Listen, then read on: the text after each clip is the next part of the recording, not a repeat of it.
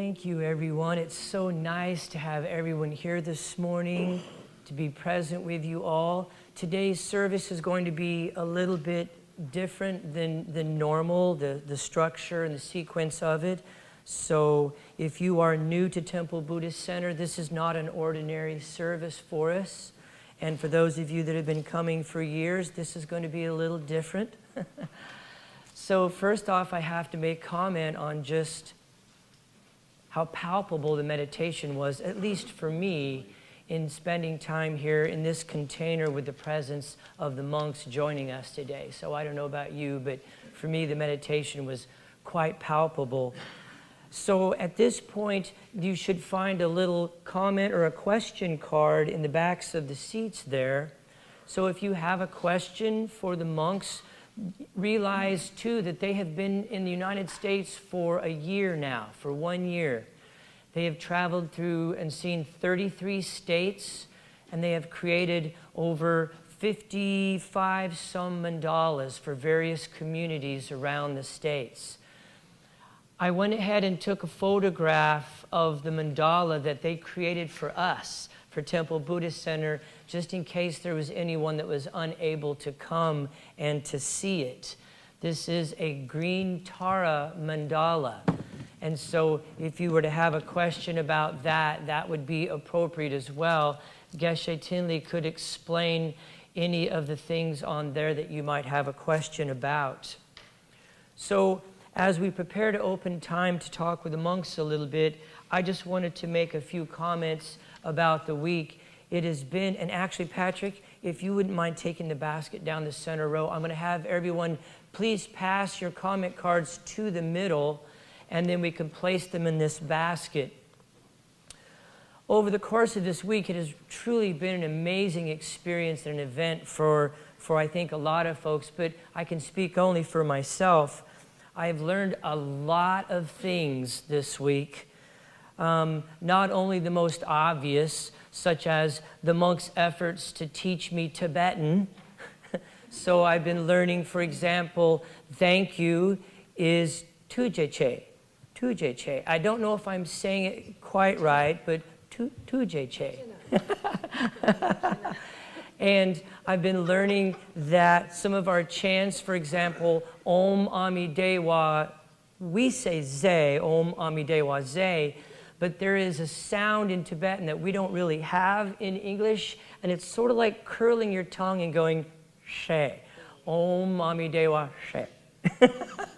So some of the more simple things like that, also the human aspect of getting to know the monks, everything from Geshe Munlam's little dog named Cuckoo, who is a Lhasa Apso that he's very excited to get back and see as he heads home after being gone for a year, to things like the monks don't really care for sweets all that much, but they love Coca-Cola. And so little things like that, all the way to some of the really deep devotional practices, such as Jinpa does not eat meals after 2 p.m. in honor, and you could ask him about that, but it's my understanding that this is in a way to honor the Dalai Lama and the teachings. So some tremendously deep devotional practices, and just the love that they exude and the friendship and the kindness has just been amazing. Also, I've learned a lot about our own community. The support, the love, the coming out, the showing up has been phenomenal. Touches me deeply. So what would you like to learn as we prepare to open up time to chat with the monks? Here, John. To find out some things from the monks. Oh my, lots of things, Geshe Tinley. So we'll try to move through these as quickly as possible. If we don't get to your question card, perhaps you can ask it of the monks individually after the service, okay? So again, sorry if we don't get to your question, but we will try. So, Olga, do you have the mic? Is it on? Yeah. Okay, great. So, oh my, these are wonderful. Okay, let's get to a few of these. Okay. Yeah. Oh, they keep coming. And something we can do too, believe it or not, Geshe Tinley, I don't know if he's remaining after the monks leave, but he's a resident at the Rime Buddhist Center. He lives upstairs, so maybe we can get some of these answered. And if you put your email on here, I can try to get it to you. It doesn't look like they are, but we'll next service, I'll just say, oh, by the way, if you had a card. Okay, so I'm interrupt you and say maybe Geshe Tinley, we could just come back some other time. Oh, I love that. Yay. Absolutely. Thank you, Kevin. Kevin and Stacy and Sherry have been the hosts for the tour, and they've just been absolutely wonderful. Okay. So, all right. So I'm not shifting through these because I don't like the question. I'm shifting through if they're big enough for me to read. Put my glasses on here real fast would be a helpful thing. Okay.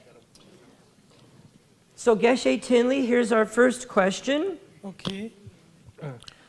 Based on your observations over the last year here in the United States, what are the main things that you wish that we were aware of that may help deepen our practice? So as a culture in the United States, as Americans, what is something we could be more aware of? And you can pose that to the monks or answer that yourself.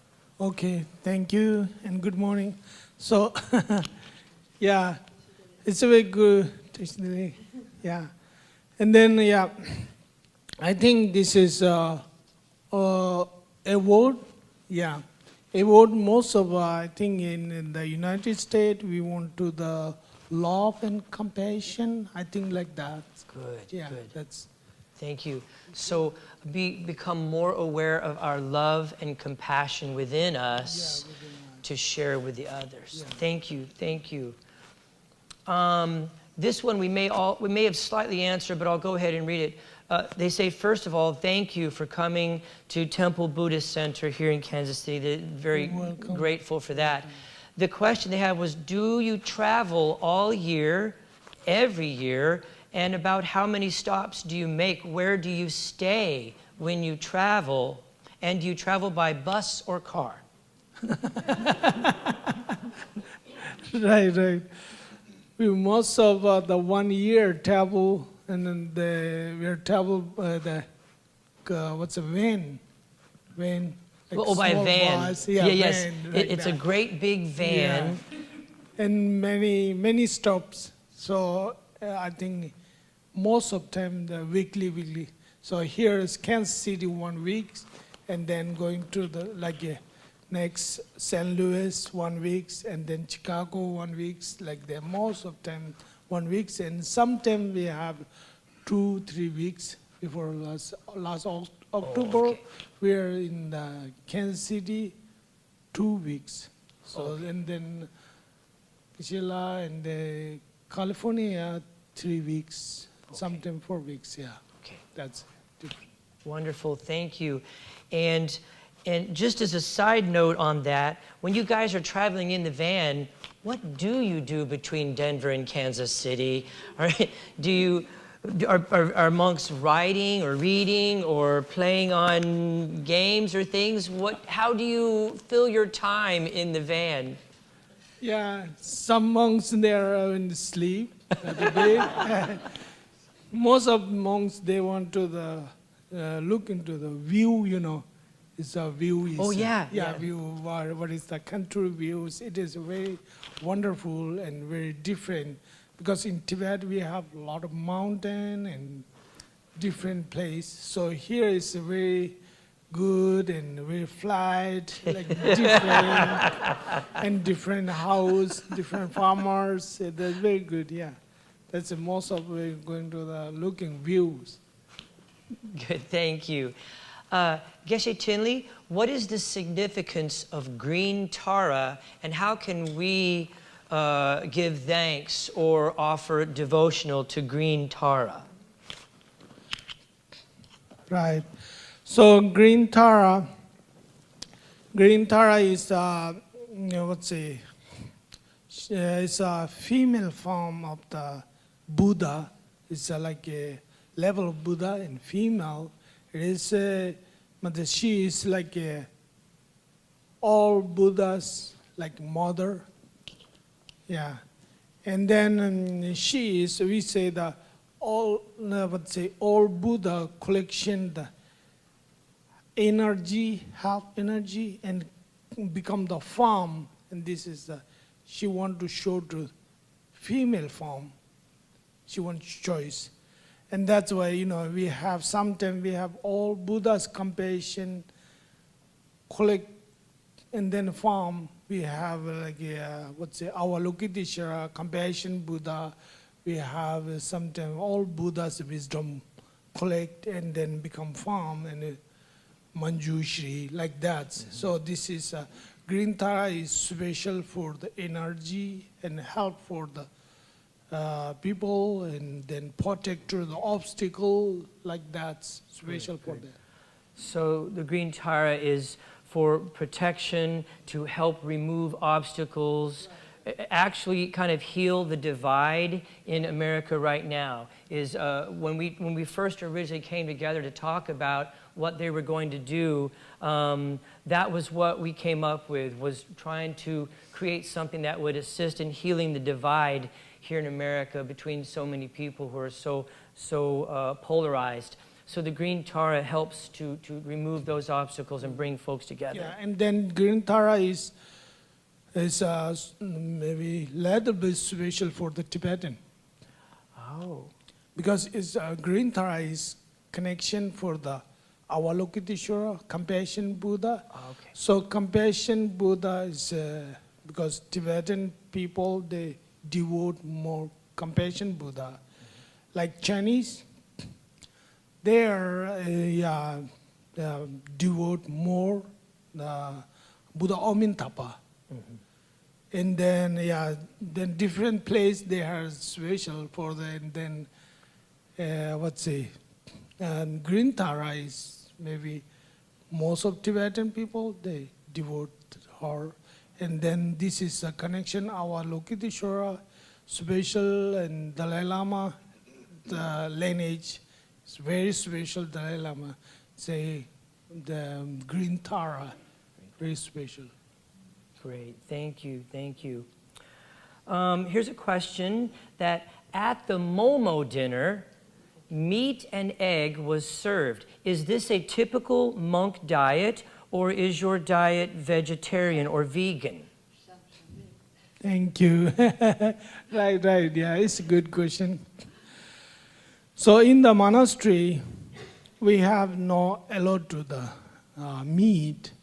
Means before we have the diet in the monastery, then there's a lot of monks, and then we say not eat meat in the big kitchen of the monastery. We cannot use, but in the house, your individual house kitchen is okay, but big kitchen we never use because a lot of meat. That's why And sometimes we used, and sometimes not. And then some monks there, they have in Tibet very high altitude, high diet.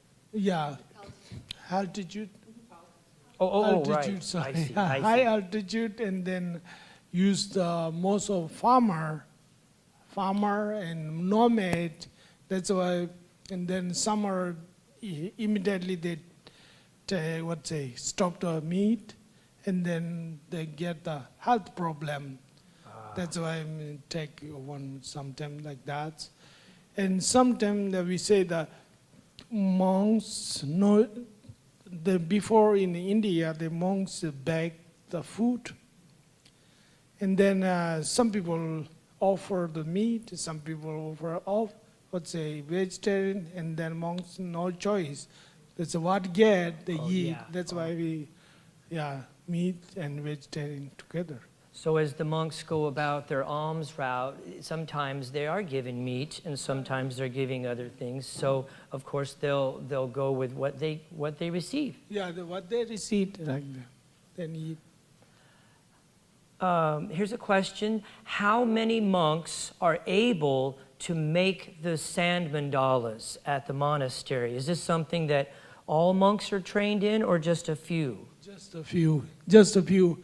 We choose first time, you know, there's many teacher for the teach to the sand mandala, and then we choose to the who want to go in the west and then west coast, and also part of the Asian country and Europe, like that. And then then after we decide for the administration office, and then after we going to the training for the sand mandala for the group. This is the US group, this is Russian group, and the Europe group, and then different practice for the almost 6-7 months, sometimes 1 year's practice, and then come to you.